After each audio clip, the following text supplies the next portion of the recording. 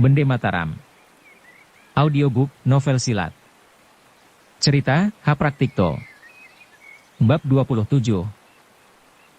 Diam-diam Sangaji menaruh perhatian kepada pertarungan si pemuda mentereng dan Nuraini.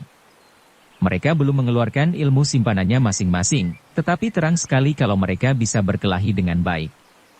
Pemuda itu ganteng. Gadis itu cantik, kata Sangaji di dalam hati. Sama pula memiliki kecakapan berkelahi. Kalau si pemuda bisa memperistrikan dia, itulah pantas. Mereka bakal jadi suami istri yang berharga untuk dibicarakan. Dulu, ia tidak begitu senang terhadap si pemuda, tatkala menyerang dirinya di restoran Banking Cirebon. Tetapi kini setelah mempunyai pikiran demikian, tak lagi dia benci. Malahan, dia mengharap-harap agar pemuda mentereng itu dapat mengalahkan Nuraini. Dalam pada itu pertandingan berjalan terus. Makin lama makin seru. Kini, Nuraini tidak berlaku segan-segan lagi. Perlahan-lahan dia mulai bisa menguasai dan tiba-tiba terdengar suara, bret. Ternyata lengan baju luar si pemuda kena disambar dan robek sekaligus. Nuraini kemudian melompat mundur jauh-jauh sambil mengibaskan ujung rambutnya yang panjang. Berhenti dulu, seru Mustafa. Silakan Paduka menanggalkan baju luar, baru menentukan babak terakhir siapa yang menang. Wajah si pemuda ningrat kelihatan geram. Tangannya lalu bergerak dan robeklah baju luar dengan suara berkerebetan. Seorang pengiring lari menghampiri dan dengan sikap hormat membuka baju luarnya yang terbuat dari bahan sutra mahal. Kini, nampaklah dia mengenakan baju dalamnya. Baju dalamnya terbuat pula dari bahan sutra. Warnanya biru laut sangat indah. Ia jadi semakin tampan. Wajahnya nampak bercahaya dan matanya yang cemerlang tambah berkilauan. Siapa gadis yang takkan gandrung melihat kegantengannya. Begitu selesai merapikan pakaiannya, tanpa berkata sepatah kata pun terus saja menyerang Nuraini. Sekarang ia menggunakan tangan kiri dan melesat berputaran sangat gesit dan indah. Melihat gerakannya, Nuraini terperanjat. Tak terkecuali Mustafa dan Sangaji. Mereka tak menyangka, kalau pemuda ningrat itu benar-benar hebat dan gagah. Ternyata dia tidak lagi bersenyum atau memperlihatkan wajah berseri. Benar-benar dia bertekad hendak menjatuhkan si gadis di depan umum. Pandang matanya bersungguh-sungguh dan seolah-olah menyala bagaikan bintang bergetar di tengah langit hitam kelam. Gerak-geriknya cepat rapih dan berbahaya. Sangaji memusatkan seluruh perhatiannya. Mendadak dia seperti terhentak. Ih!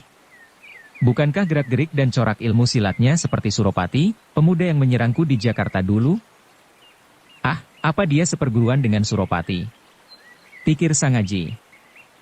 Memikir demikian, perhatiannya makin terpaku. Ia melihat pemuda itu mulai bisa menguasai Nuraini dengan kecepatannya. Sekarang mulai nampak juga, sukar untuk membalas menyerang. Mempertahankan diri, belum tentu dapat tahan lama. Pemuda ini lebih mahir daripada Suropati. Nuraini bukan lagi tandingnya, pikir Sangaji. Lalu ia telah mendapat kepastian. Pikirnya, sebentar lagi, kalian akan diumumkan menjadi sepasang suami istri. Mustafa pun girang menyaksikan jalannya pertempuran. Dengan bekal pengalamannya tahulah dia, siapa yang bakal menang dan kalah. Maka dia berseru, Nuraini, anakku. Sudahlah, tak usah kau lawan lebih lama lagi. Lawanmu menang jauh daripadamu. Tetapi dia sedang berkutat mati-matian melawan si pemuda. Seruan Mustafa tak digubrisnya. Bahkan ia merasa diri seperti direndahkan di depan umum. Itulah sebabnya, timbullah ketekatannya. Tanpa mempedulikan segala, lantas saja dia menyerang. Inilah bahaya. Melihat dia menyerang, si pemuda ningrat berkata dalam hati, kamu nekat. Kalau aku mau menjatuhkan segampang memuntir leher itik. Cuma sayang, kamu begitu jelita. Benar saja. Begitu Nuraini merentang kaki hendak menjejak, si pemuda mengibaskan tangan dan dengan gesit akan menangkap. Nuraini tahu bahaya. Cepat-cepat ia menarik kembali dengan dibarengi sebelah kakinya menusuk pinggang. Si pemuda tak menjadi gugup. Kaki itu disambarnya. Karena Nuraini berlaku cepat, celananya saja yang kena terkam. Celaka! Celana itu kena dirobek sampai di bawah lutut. Seketika itu juga nampaklah kulit lututnya yang bersih kuning. Penonton bersorak kaget. Nuraini tak kurang kagetnya. Tetapi si pemuda jadi gembira. Tiba-tiba saja terpancarlah nafsu birahinya. Cepat luar biasa ia menyerang dan kembali lagi menangkap kaki Nuraini sambil tangannya yang lain merangkul punggung. Semenjak celananya kena dirobek pemuda itu sampai di bawah lutut, hati Nuraini sudah menjadi keripuhan. Karena itu, dengan gampang si pemuda dapat menangkap kakinya kembali. Baru sekarang, dia menjadi malu benar-benar dan sadar akan kelalaiannya. Penonton bersorak lagi. Kali ini bernada gembira dan meriuh. Tetapi yang penasaran dan cemburu, menggerutu dan memaki-maki dalam hati. Yang agak tebal agamanya, segera mengundurkan diri karena melihat suatu pemandangan mengerikan di depan umum. Tetapi si pemuda tak peduli. Kaki Nuraini makin diangkat naik, sehingga tak bisa berkutik lagi. Kemudian berkata, "Bagaimana, Nona?" Dengan suara perlahan, Nuraini meminta, "Lepaskan aku." Si pemuda ningrat tertawa. Menyahut, "Perkara melepaskan sih, gampang. Panggillah aku, Kang Mas, terlebih dahulu." Nuraini mendongkol diperlakukan demikian. Serentak ia meronta, tetapi benar-benar tak berdaya. Pemuda itu menggenggam kakinya erat-erat dan pelukannya makin merapat. Melihat itu, Mustafa segera maju menghampiri. Paduka telah menang. "Tolong lepaskan kakinya." Si pemuda tak menggubris. Ia bahkan tertawa melebar. Pelukannya kian erat dari kaki Nuraini diangkat kian tinggi. Karwari Nuraini bertambah malu. Kini, timbullah kemarahannya. Dengan sekuat tenaga ia menjejakkan kaki dan melesat maju. Dan terlepaslah kakinya. Tetapi si pemuda tak mau dikalahkan. Tangannya menyambar lagi dan robeklah celana si gadis. Sekarang benar-benar sampai di pangkal lutut. Nuraini terpaksa berjongkok sambil merapatkan robekan celananya. Ia hampir menangis karena menanggung malu. Sebaliknya si pemuda tertawa berkikikan. Penonton yang rada-rada mempunyai bakat bajul, lalu berteriak menyetujui. "Robek terus, Doromas. Sekali-kali bolehlah dia mengalami telanjang di depan umum." Mendengar mereka berkata demikian, pemuda itu merasa mendapat hati. Matanya menyala dan tertawanya kian berkikikan, senang dia melihat Nuraini kerepotan menutupi lututnya. Mustafa menghampiri seraya membungkuk. "Hormat, mengapa Paduka memperlakukan begitu? Bukankah sekarang dia jadi milik Paduka sendiri?" "Masa begitu?" Sebentar Mustafa berdiri menebak-nebak, kemudian tertawa panjang seperti memaklumi cirinya yang kurang pengertian. "Ah, ya, orang sebodoh aku mana bisa sandingkan dengan Paduka yang biasa berpikir dan berbicara gaya ningrat." Seorang ningrat bisa mengangguk, selagi hatinya melawan. Seorang ningrat bisa tertawa riang, selagi hatinya menangis meraung-raung. Ia berhenti mengesankan dirinya sendiri. Kemudian mengalihkan pembicaraan, "Paduka telah memenangkan pertandingan ini. Perkenankan aku mengucap terima kasih. Untuk perundingan selanjutnya, apakah aku boleh mengenal nama Paduka?" "Mengapa kau berbicara yang bukan-bukan?" sahut pemuda itu cepat. Dia berputar dan bergerak hendak meninggalkan gelanggang. Dua orang pengiringnya datang menghampiri dengan membawakan pakaian luar semacam jaket. Seraya menerima jaketnya, ia mengerling manis kepada Nuraini. Terlalu manis malah, sehingga berkesan pancaran nafsu birahi. Mustafa menyangka, kalau cara tak sudi memperkenalkan namanya dengan terus terang adalah kelumrahan kaum ningrat sebagai adat pergaulan. Itulah sebabnya, cepat-cepat ia berseru mengerti. "Kami berdua tinggal di sebuah losmen dekat pemberhentian gerobak. Apakah Paduka sudi berjalan bersama ke losmen tersebut untuk meneruskan pembicaraan ini?" "Kenapa ke sana?" "Aku tak punya waktu," sahut si pemuda kasar.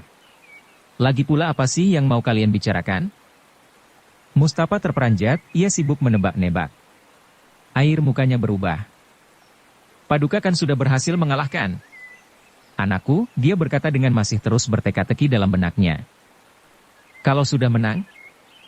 Sudah barang tentu, anakku ini sudah menjadi jodoh Paduka.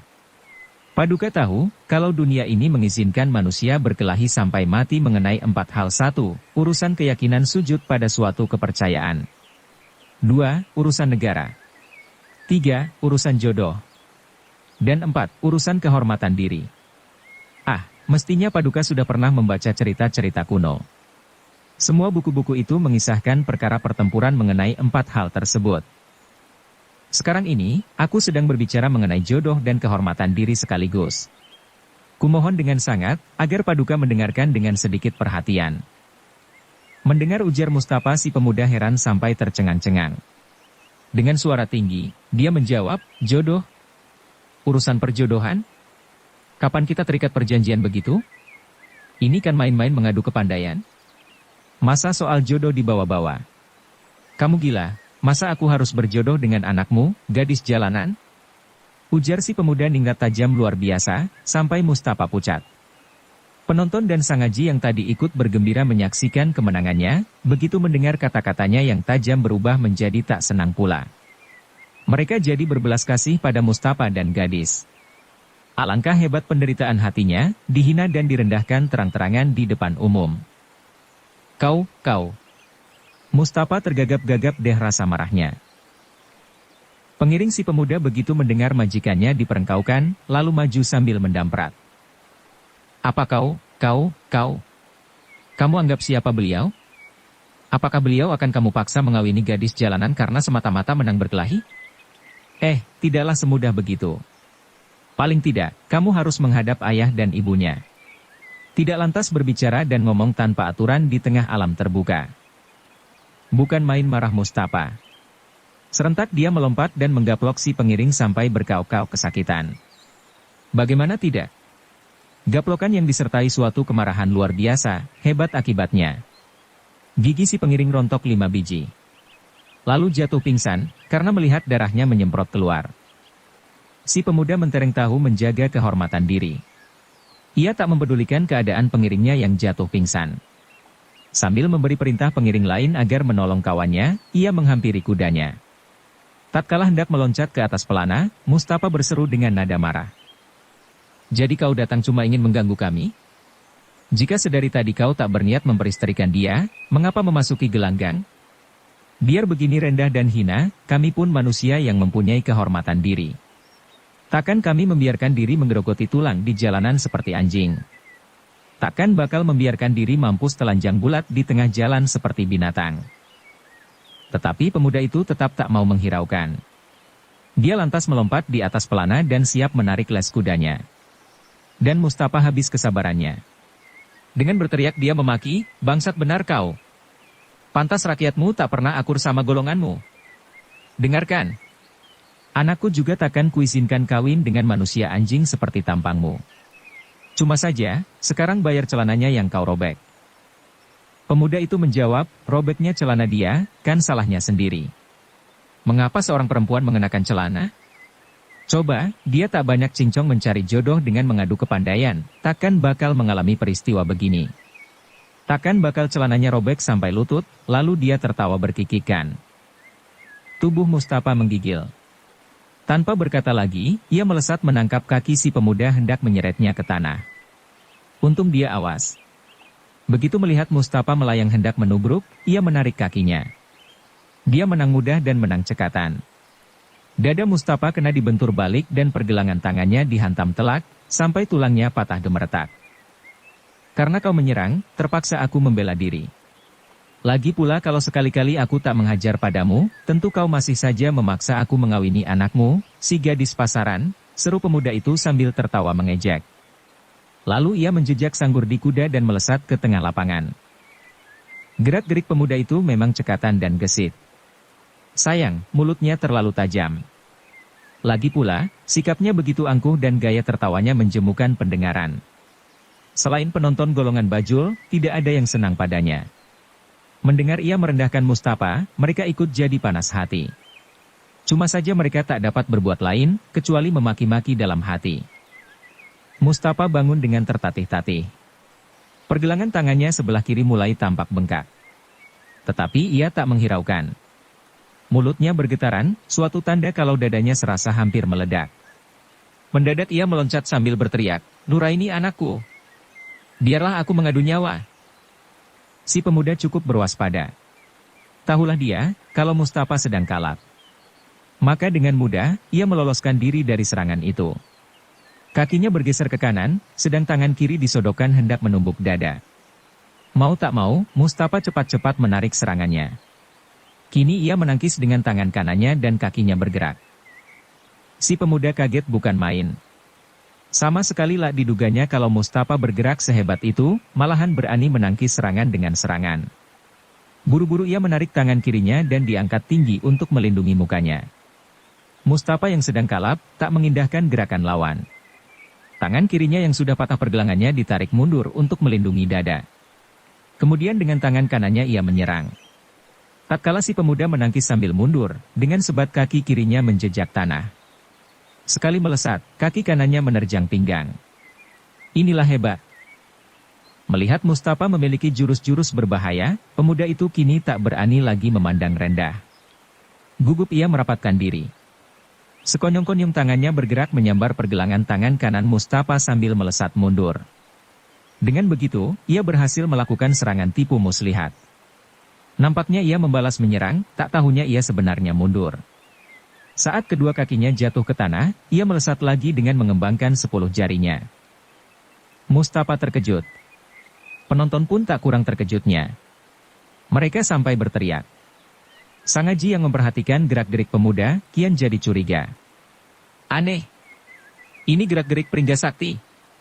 Apa hubungannya dengan pemuda itu? Tatkala itu, Mustafa kena diserang. Kini pergelangan tangan kanannya patah lagi. Dengan begitu, ia kini sama sekali tak berdaya. Masih ia mencoba mengadu kecekatan kaki. Tapi kakinya yang sebelah bukan kaki utuh. Itulah sebabnya, dengan mudah ia kena disapu dan jatuh bergelimpangan di atas tanah. Nuraini pucat lesi. Serentak ia melesat menubruk ayah angkatnya. Celananya yang kena robek, disobeknya separuh hendak dibuatnya bebat pergelangan tangan ayahnya. Terang, ia tak memikirkan lagi kepentingan diri. Tetapi Mustafa menolak dengan mendorongkan sikunya. Kau minggir, anakku. Hari ini, biarlah aku mati di depan matamu. Sama sekali aku tak menyesal. Kelak ku sampaikan kejadian ini kepada ayahmu di alam baka. Wajah Nuraini suram. Perlahan-lahan ia berdiri sambil menatap wajah si pemuda. Hebat kesannya. Pandangnya tajam. Rambutnya terurai. Celananya buntung sebelah. Sekonyong-konyong ia melolos sebilah belati mengkilat. Inilah belati warisan ayahnya almarhum. Penonton dia menebak-nebak. Apakah Nuraini mau mengadu nyawa pula dengan si pemuda ningrat? Di luar dugaan, mendadak saja Nuraini menancapkan belatinya ke dadanya sendiri. Inilah di luar dugaan orang. Mustafa agaknya mengenal tabiat si gadis. Secepat kilat, tangan kanannya yang telah patah pergelangannya melesat menghalangi. Tapi mana bisa tangannya yang sudah patah menghalangi gerakan Nuraini yang begitu tangkas serta penuh nafsu. Keruan saja, telapak tangannya kena tertumblas dan tersalib di atas dada si gadis. Meskipun demikian, maksud Mustafa hendak menghalang-halangi kekalapan Nuraini, tidaklah seluruhnya gagal. Karena telapakan angannya, dada Nuraini hanya tertusuk sedalam seperempat dim. Dengan demikian, batalah niatnya hendak bunuh diri. Para penonton dengki pada si pemuda berbareng duka. Sama sekali tak mereka sangka, kalau tontonan yang menarik itu akan berakhir dengan lumuran darah. Ingin campur tangan, mereka tak berani. Lain halnya dengan Sang Haji. Ia yang dididik oleh kedua gurunya berdarah ksatria, seketikaku juga tak kuat menahan diri. Serentak ia melompat ke tengah gelanggang sambil memanggil si pemuda ningrat yang sedang berjalan balik ke arah kudanya. Hai sahabat Nanking Cirebon, ujarnya. Ia belum mengenal nama pemuda itu. Sebaliknya teringat akan pertemuannya di restoran Nanking Cirebon, lantas saja berseru demikian. Penonton golongan bajul dan para pengiring pemuda ningrat, tertawa berbareng mendengar ujarnya. Mereka menganggap lucu bunyi seruan Sang Haji pemuda ningrat itu menoleh. Begitu melihat Sang Haji, ia terhenyak sebentar. Kemudian ikuti pula tertawa sambil berkata, kamu memanggil Nanking Cirebon di kota Pekalongan, apa maksudmu? Kembali penonton golongan bajul dan para pengiring tertawa geli. Benar-benar mereka menganggap, Sang Haji seorang pemuda tolol yang tak masuk hitungan. Memang sikap Sang Haji waktu itu berkesan ketolol-tololan. Ia sendiri belum tahu dengan pasti apa yang harus dilakukan. Begitu mendengar kata-kata si pemuda, ia berdiri melongo. Derai tertawa. Penonton belum disadari kalau mereka sedang menertawakan ketololannya. Apa kamu lalu meninggalkan mereka dengan begitu saja? Serunya. Habis? Apa aku harus mencampuri urusan mereka? Biar mereka bunuh diri, apa kepentinganku? Kamu harus kawin dengan nona itu. Si pemuda ningrat tercengang. Penonton golongan bajul tercengang. Para pengiring pun bercengang. Akhirnya mereka semua tertawa berkakakan. Jika aku tak sudi, kamu mau apa? Kata pemuda ningrat dengan suara nyaring. Jika kau tak sudi mengawini dia, mengapa kau tadi memasuki gelanggang? Apa kau tak mendengar keterangan bapak itu tentang maksud arena ini? Si pemuda ningrat menaikkan alisnya. Ia memandang tajam kepada Sangaji. Lalu berkata tegas, sebenarnya kamu mau apa? Sangaji menoleh kepada Nuraini. Nona itu cantik dan ilmu silatnya pun bagus. Mengapa kamu tak sudi kawin dengan dia? Apa celahnya? Sekiranya kau mengambil dia sebagai istrimu, kalian berdua akan menjadi sepasang Garuda yang elok. Sebaliknya jika menolak, di belakang hari kau akan menyesal. Dan apakah ada seorang gadis yang begitu cantik memiliki ilmu silat pula? Kamu ini mau jadi comblang? Pemuda itu tertawa geli. Para pengiring dan penonton golongan bajul ikut tertawa geli pula. Kata pemuda ningrat itu lagi, kamu ini siapa, sih? Kamu murid siapa? Kamu memanggil apa pada Adipati Karimun Jawa Surengpati? Sangaji heran. Ia menggelengkan kepala. Siapa guruku, tak dapat aku memperkenalkan. Aku tak kenal pula siapa itu Adipati Karimun Jawa Surengpati. Habis, siapakah yang mengajarimu ilmu sentilan istimewa yang pernah kau perlihatkan di restoran Nanking Cirebon? Bukankah itu ilmu sentilan ajaran Adipati Karimun Jawa? Pemuda ningrat heran. Semua kepandaianku adalah berkat ajaran guruku. Siapa gurumu? Tak mau aku memberitahukan. Baiklah. Sahut si pemuda ningrat setelah menimbang-nimbang sebentar. Kemudian ia berbalik hendak menghampiri kudanya. Sangaji buru-buru menyanggah sambil berseru, hai. Kau mau kemana? Si pemuda ningrat menoleh. Pandangnya heran menebak-nebak. Menyahut, habis kau mau apa? Bukankah aku tadi menyarankan, agar kamu mengawini dia? Pemuda ningrat itu tertawa dingin. Ia mendongkol bercampur geli pada Sangaji. Segera ia memutar tubuhnya dan berjalan meninggalkan gelanggang. Mustafa yang melihat peristiwa itu, sekonyong-konyong datang menghampiri Sangaji. Ia tahu, Sangaji seorang pemuda berbaik hati. Hanya saja, tak pandai mengadu lidah. Maklumlah, Sangaji seorang pemuda yang baru saja melihat dunia. Lika-liku penghidupan sama sekali belum diketahui. Saudara kecil, apa perlu melayani manusia semacam dia? Mustafa berkata. Waktu menginap di teritisan toko di Tegal, ia tak begitu memperhatikan muka Sangaji. Kecuali itu, hari amat gelap. Itulah sebabnya ia tak mengenalnya. Setelah berkata demikian, sambil menatap si pemuda ningrat ia meneruskan, asal saja nyawaku masih melekat pada tubuhku yang cacat ini, suatu kali aku akan dapat membalas sakit hati. Siapa namamu, anak muda? Sangaji hendak menjawab, sekonyong-konyong ia mendengar pemuda ningrat tertawa. Hai tua bangka, ujarnya. Sudah kutegaskan tadi, kalau tak sudi aku memanggilmu mertua. Kenapa kau memaksa saja? Sangaji habis kesabarannya.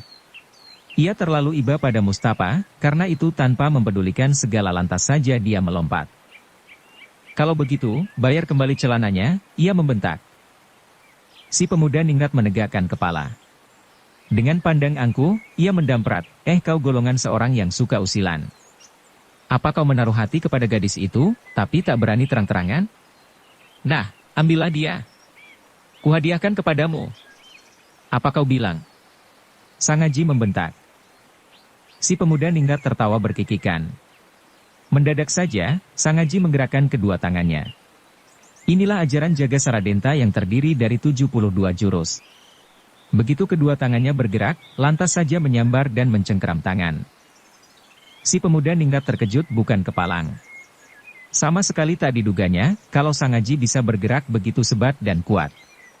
Tahu-tahu, pergelangan tangannya kena ditangkap erat. Ia berusaha merenggut, tetapi sama sekali tak dapat berkutik. Dalam terkejutnya, ia berkata mencoba menenangkan diri, hai, kau mau mampus.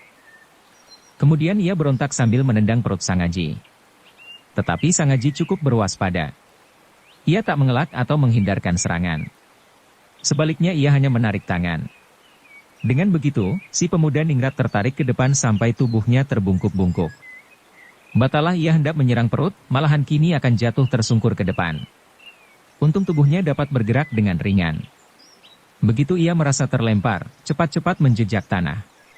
Tubuhnya hanya tergoncang sedikit, tetapi tak jadi jatuh tertengkurap ke tanah. Meskipun demikian, kejadian ini berarti kalau dia kalah satu babak. Seketika itu juga rasa marahnya melonjak sampai ke kepala. Dengan membentak ia berpaling kepada Sang Aji, "Kau sudah bosan hidup?" Sang Aji menggelengkan kepala sambil menjawab tenang, "Tak ada niatku untuk berkelahi dengan tampangmu. Meskipun menang, belum tentu kau mau mengawini dia. Bayar saja harga celananya." Penonton yang mengira Sang Aji mau membela keadilan jadi kecele mendengar ujarnya. Sama sekali tak diduganya, kalau sikapnya yang garang berwibawa hanya berhenti sampai di situ saja. Sebenarnya, si pemuda ningrat agak segan pada Sang Aji mengingat pengalamannya di restoran Nanking Cirebon. Cuma saja, kalau ia dipaksa membayar celana Nuraini di depan umum, kehormatan dirinya tak mengizinkan, ia lantas berbalik sambil menanggalkan baju jaketnya. Dengan tertawa dingin ia berjalan mau meninggalkan gelanggang.